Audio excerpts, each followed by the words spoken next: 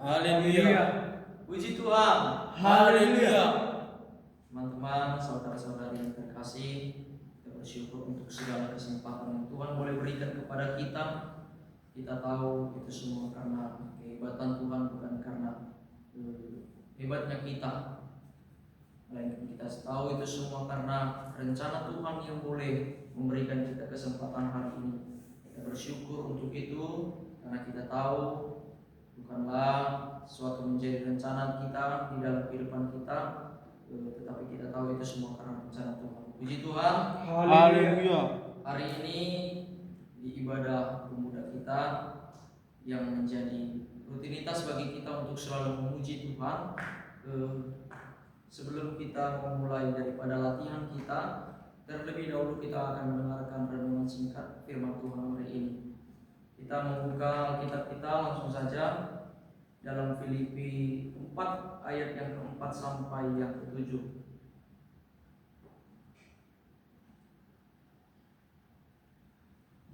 Saya boleh membacakannya. Bersukacitalah senantiasa dalam Tuhan. Sekali lagi kukatakan bersukacitalah. Hendaklah kebaikan hatimu diketahui semua orang. Tuhan sudah dekat. Janganlah hendaknya kamu khawatir tentang apapun juga, tetapi nyatakanlah dalam segala hal keinginanmu kepada Allah dalam doa dan permohonan dengan ucapan syukur. Damai sejahtera Allah yang melampaui segala akal akan memelihara hati dan pikiranmu di dalam Kristus. Puji Tuhan. Haleluya. Firman Tuhan hari ini yang sampai kepada kita yang boleh menjadi ayat pilihan saya di dalam kehidupan ini, menjadi penuntun hidup kita yang terdapat dalam Filipi. Kita ketahui latar belakang dari surat Filipi ini merupakan salah satu surat Paulus yang ditulis di dalam masa penjara yang ada pada saat itu di Roma. Meskipun berada dalam kondisi yang penuh tertekan, Paulus menuliskan surat ini kepada jemaat yang ada di tempat itu untuk selalu merasakan sukacita yang senantiasa kepada Tuhan. Mungkin sangat berkesinambungan kepada kita yang di dalam kehidupan kita sehari, begitu banyaknya yang menjadi kegelisahan ataupun kesedihan di dalam kehidupan kita, yang menjadi begitu banyaknya menutupi daripada sukacita kita senantiasa kepada Tuhan. Makanya surat Paulus ini yang dituliskan kepada jemaat yang ada di Filipi. Jemaat Filipi sendiri adalah jemaat yang sangat dikasihi Paulus. Yang kita ketahui yang pertama berdiri di Makedonia. Jemaat ini begitu banyaknya mengalami begitu banyaknya tekanan, baik dari luar maupun dari dalam. Yang saya boleh katakan begitu banyaknya contoh yang termasuk persoalan kekhawatiran, ketegangan rasional dan komunitas. Bahkan di dalam kehidupan kita sering sekali kita mengalami kekhawatiran, begitu banyaknya masalah dan problema di dalam kehidupan kita yang membuat diri kita semakin jauh daripada Tuhan. Makanya firman Tuhan hari ini yang sampai kepada kita menyinggung begitu banyaknya di dalam kehidupan kita sehari-hari tentang begitu banyaknya kekhawatiran dalam anak muda. Mungkin kita ketahui di dalam hidup kita pribadi ada begitu banyaknya kekhawatiran dalam hidup kita. Tujuan Paulus untuk menuliskan surat Filipi ini untuk meneguhkan jemaat Filipi agar tetap bersukacita, bersatu dalam hidup berpengharapan. Surat ini berfokus kepada begitu banyaknya karakter yang ada di dalam manusia, seperti karakter yang ada di jemaat yang di Filipi. Mereka mengalami begitu banyaknya tantangan sehingga membuat mereka tidak bersukacita. Tetapi Paulus ingin mengajarkan kepada jemaat yang ada di tempat itu untuk merasakan sukacita yang luar biasa daripada Tuhan. Baiklah Bapak Ibu, teman-teman, saya langsung saja membuka ke dalam poin yang pertama, yaitu bersukacita senantiasa di dalam nama Tuhan. Puji Tuhan. Haleluya. Kita boleh buka di dalam ayat yang keempat, Filipi 4 ayat yang keempat. Bersukacitalah senantiasa dalam Tuhan. Sekali lagi kukatakan bersukacitalah. Teman-teman, begitu banyak arti dalam bersukacita di dalam kehidupan kita. Mungkin kita ketahui di dalam diri kita begitu banyaknya tantangan persoalan di dalam diri kita, yang mungkin teman-teman mengalami begitu banyak kegagalan-kegagalan yang membuat sukacita kita itu hilang. Kita ketahui bahkan anak-anak muda sekarang begitu banyaknya yang menjadi sukacitanya hanya sementara saja. Begitu banyaknya luka-luka ataupun kesedihan-kesedihan yang menutupi daripada sukacita itu. Tetapi firman Tuhan hari ini diajarkan kepada kita untuk selalu bersukacita kepada Tuhan. Banyak hal yang membuat kita sukacita kepada Tuhan, karena kita ketahui tidak akan mungkin Tuhan membuat kita untuk sedih. Banyak yang menjadi rencana di dalam hidup kita, yang mungkin rencana itu sudah merasa bahwasanya itu adalah rencana yang baik, yang menimbulkan sesuatu yang menguntungkan di dalam diri kita untuk kita bersukacita. Tetapi firman Tuhan hari ini berkata kepada kita, bersukacitalah senantiasa di dalam nama Tuhan. Ketika kita mengalami begitu banyaknya kegagalan, kita mengalami begitu banyaknya persoalan, maka kita ketahui, maka kita akan tidak ada lagi sukacita di dalam hidup kita. Kita ketahui itu semua yang menjadi alasan untuk kita bersukacita karena Tuhan. Karena kita ketahui Tuhan adalah yang menjadi kekuatan, yang menjadi sumber sukacita yang utama di dalam kehidupan kita. Bahkan di dalam kesedihan kita, Tuhan selalu menolong kita. Di dalam setiap segala pergumulan kita, Tuhan yang menjadi kekuatan kita, yang menjadi penghibur kita. Makanya firman Tuhan hari ini yang saya boleh menarik poin, bersukacitalah senantiasa di dalam nama Tuhan. Ayat ini berisi perintah yang sangat kuat namun sederhana.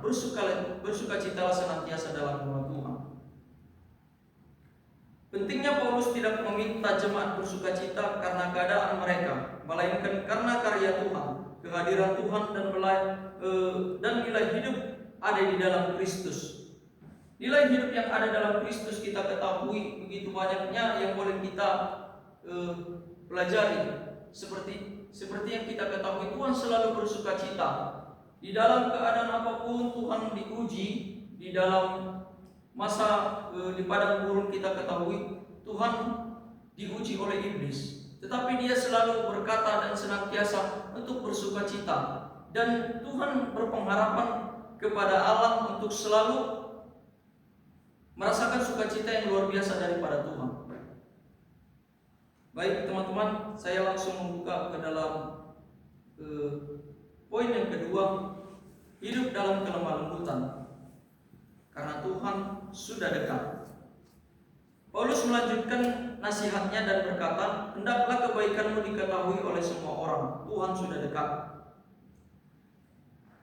Dalam ayat ini menyinggung begitu banyaknya karakter-karakter rohani yang ada di dalam kehidupan kita. Hidup dalam kelemah lembutan.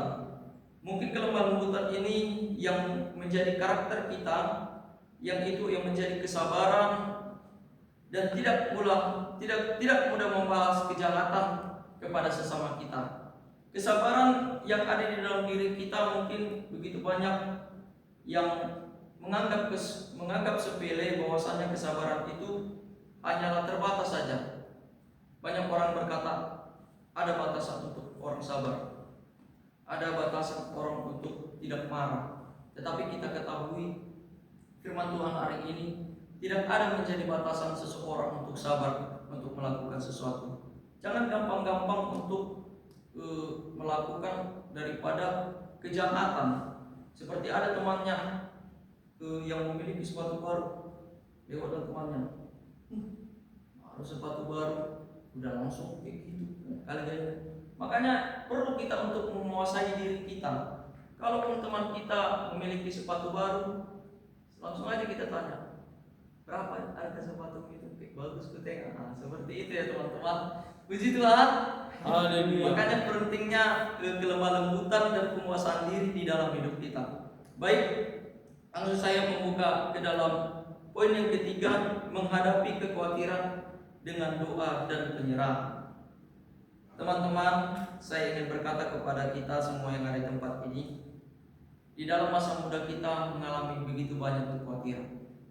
Kekhawatiran yang melebihi daripada kemampuan diri kita. Mungkin kita berkata, kita ingin seperti ini, kita ingin melakukan ini, tetapi terkadang itu pikiran kita yang membuat kita tidak tenang, bahwasannya apakah saya sanggup untuk melakukannya. Terkadang kita mengalami begitu banyak kekhawatiran, tetapi firman Tuhan hari ini berkatakan jangan ada kekhawatiran di dalam hidup kita. Seperti yang ayat yang ke-6, janganlah hendaknya kamu khawatir tentang apapun juga, tetapi nyatakanlah dalam doa hal keinginanmu kepada Allah dalam doa dan permohonan dengan ucapan syukur. Makanya firman Tuhan hari ini yang saya mengambil topik poin yang ketiga, yaitu menghadapi kekhawatiran dengan doa dan pengharapan. Begitu banyaknya pengharapan di dalam hidup kita, begitu banyaknya juga kekhawatiran di dalam diri kita yang membuat itu semua diri kita semakin tidak tenang. Kita ketahui ketika kita mengalami kekhawatiran, sering sekali kita mengalami kita tidak tenang. Ketika tidak tenang kita untuk menghadapi segala sesuatunya, maka semuanya yang ada di dalam diri kita itu akan semua hancur. Makanya teman-teman, saya ingin berkata kepada kita yang ada di tempat ini, selalulah senantiasa berpengharapan kepada Tuhan. Tidak akan mungkin Tuhan membawa kita sejauh ini untuk merasakan kegagalan. Tidak akan mungkin kita dibawa ke tempat ini untuk sampai di titik ini untuk merasakan kegagalan di dalam hidup kita. Kita ketahui Tuhan memiliki rencana sendiri di dalam hidup kita. Seperti ada yang tertulis di dalam Alkitab, ketika kita melakukan segala sesuatunya, kita ketahui itu yang kita perbuat untuk Tuhan, bukan untuk manusia.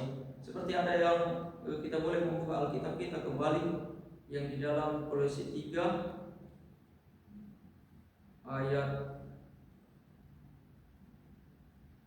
ayat yang ke-23. Apapun juga yang kamu perbuat, perbuatlah dengan segenap hatimu, seperti untuk Tuhan, bukan untuk manusia. Seperti yang kita ketahui, di dalam kekhawatiran kita mungkin merujuk daripada di hari-hari yang sudah semakin dekat ini, begitu banyaknya kekhawatiran dalam hidup kita. Mungkin kita akan melakukan Natal. Begitu banyaknya persiapan-persiapan yang ada di dalam diri kita yang membuat diri kita khawatir. Bagaimanakah berjalannya Natal kami? Apakah Natal kami ini nanti akan mengalami kesuksesan? Terkadang kita mengalami kekhawatiran begitu banyak tentang dana, persiapan, tentang hal-hal yang lain, bagaimana ini, bagaimana itu yang menjadi kekhawatiran dalam hidup kita. Tetapi kita ketahui firman Tuhan hari ini berkata, bawalah itu ke dalam doa dan berpengharapanlah kita kepada Tuhan. Karena kita tahu Tuhan tidak akan pernah mengecewakan. Sebab anak-anaknya, orang-orang yang percaya kepada Tuhan, tidak akan mengalami kekhawatiran, dan Tuhan akan menuntun daripada setiap di dalam kehidupan kita. Tuhan punya cara sendiri untuk boleh menjadikan anak-anaknya menjadi orang-orang luar biasa. Makanya firman Tuhan hari ini berkata kepada kita untuk terus berdoa dan berpengharapan kepada Tuhan. Mungkin kita ketahui sering sekali kita berdoa, kita meminta Tuhan, begitu banyaknya kegagalan, begitu banyaknya kekhawatiran dalam diri saya. Mungkin begitu banyaknya Tuhan yang kami ingin harapkan kepada Tuhan, tetapi sampai saat hari ini belum ada jawabannya. Terkadang kita berdoa, tapi sampai saat hari ini belum ada jawaban yang Tuhan boleh berikan. Tetapi kita sadari untuk selalu sabar kepada Tuhan dan berpengharapan kepada Tuhan, itu akan mendatangkan hal yang luar biasa daripada Tuhan. Makanya firman Tuhan hari ini yang mengajarkan kepada kita, bersukacitalah senantiasa di dalam nama Tuhan, hiduplah dalam kelemah lembutan, menghadapi kekhawatiran dengan doa dan pengharapan kepada Tuhan. Saya mengambil ilustrasi sedikit di penghujung khotbah saya ini. Sebelum saya sampainya ke Siantar ini, saya mengalami begitu banyaknya kekhawatiran dalam diri saya. Mungkin yang menjadi tujuan saya untuk sampai hari ini tidak menjadi keinginan pribadi saya, tetapi menjadi suatu paksaan di dalam diri saya untuk boleh datang ke tempat ini.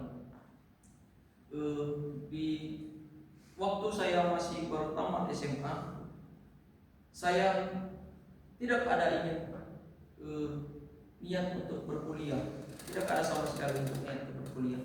Tetapi dengan ada begitu banyaknya dorongan-dorongan daripada hamba Tuhan dan jemaat, begitu banyaknya motivasi yang diberikan kepada saya untuk boleh teruskan melanjutkan pelayanan. Mungkin dari sejak kecil saya sudah aktif dalam pelayanan, dalam melayani Tuhan, tetapi saya ketahui itu dan saya sadari melayani hanya sekedar melayani saja, tidak menjadi tujuan utama untuk melayani itu. Hanya biar ditengok-tengok orang saja. Memang itu saya sadari itu kelakuan yang salah, tetapi itulah saya dulu. Sebelum saya sampai tempat ini, saya mengalami begitu banyak kekhawatiran. Bagaimana nanti saya akan di sana? Keluarga saya tidak ada di sini, di Pematang Siantar ini sama sekali tidak ada.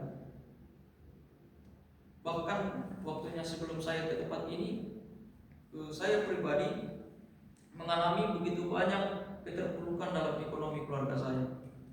Saya berpikir kalau saya nanti berkuliah tiba-tiba susah sekali ekonomi, bagaimana saya nantinya? Tapi Tuhan membukakan jalan. Makanya saya sampai ada saat hari ini karena ada sponsor dari gereja. Saya ketahui itu Tuhan, saya ketahui itu semua karena Tuhan yang boleh memberikan jalan keluar dalam kehidupan kita. Mungkin kita merasa bahwasannya jalan kita sudah terhenti, bahwasannya jalan kita sudah terhambat, tetapi Tuhan punya cara lain untuk menjadikan kita orang-orang yang ingin dipakai Tuhan dengan cara sendiri. Makanya utamakanlah yang menjadi tujuan Tuhan di dalam hidup kita. Jangan utamakan tujuan yang ada di dalam diri kita saja, tetapi kita ketahui tujuan Tuhan yang di dalam diri kita adalah tujuan yang terbaik kepada kita.